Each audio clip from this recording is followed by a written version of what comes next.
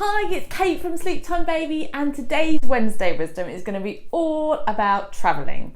So you've got a holiday planned, it's coming up, you're thinking about what you're gonna do, where you're gonna go, and what should you do around sleep. Now, I'm not saying that you need to focus everything on your holiday and travelling there about sleep, but today I want to talk about sort of prepping for that travel moment. So firstly, when you've decided when you want to go, think about the timing of when you're actually going to be travelling to your destination, because it's really important to try, if you can, to get the travel part of it done during potentially a nap time.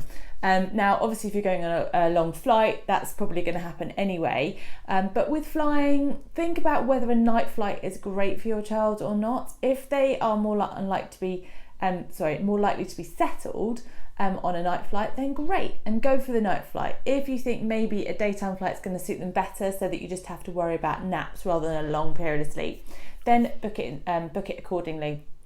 If you're just travelling in the car, then just think about the timing that you're going to leave and when the majority of your travel is going to be. Obviously, with tiny ones, you don't want to be travelling for super long time, so maybe schedule some breaks around your travel so you can get out, have a wander around, get some fresh air, get them out of the car seat.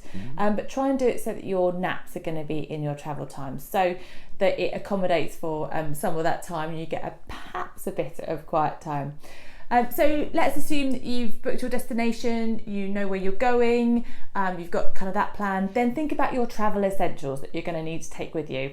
It's often worth kind of just sort of brainstorming, writing a list. Everyone loves a list, me especially, to understand what you're going to need. And that can range from a variety of things, because you don't want to be sort of scrabbling around or realising you've forgotten something. So think about any food that you're going to need to take with you, any kind of formula or bottles or special dietary requirements, and think about kind of snacks. Now, for me, when you're travelling, I sort of think, well, do you know what, we just got to get there, so just take along all the snacks that you need, whether that's kind of cheeky things you might not normally give them, or just have a pile to kind of go through, because basically trying to make it as stress-free as possible is really, really important. So take along the snacks, have what you need to hand, and make sure you kind of do it. Also think about kind of nappies if you need them, changes of clothing potentially, and just make sure that you're vaguely organised when you get either into the car or you're entering onto the plane.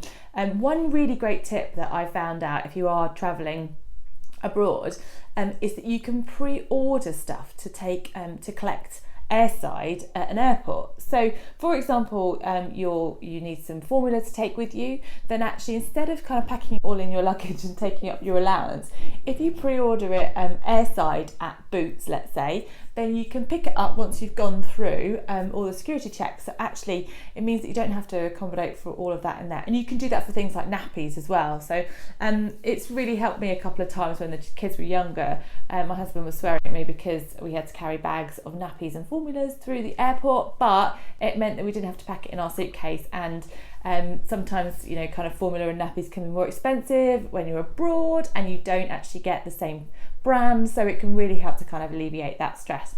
So you've packed your travel essentials, and that's kind of all good. So now we're on to the kind of the act of the actual travel, and really this is all about then kind of the naps and what might be happening with sleep. I say don't if you're going to go into a time change, so you're flying to a different destination, then don't accommodate for any kind of change until you get on the plane, because there's not much you can really do to alter a body clock before you do that. So get on the plane and then change what's happening in terms of nap time. So immediately switch to the new time zone. Many planes will do that anyway, the way that they kind of deal with the lighting and the feed and the food that they deliver anyway. So then you're in the new time zone, and just try and work to kind of that new time zone and your nap schedule.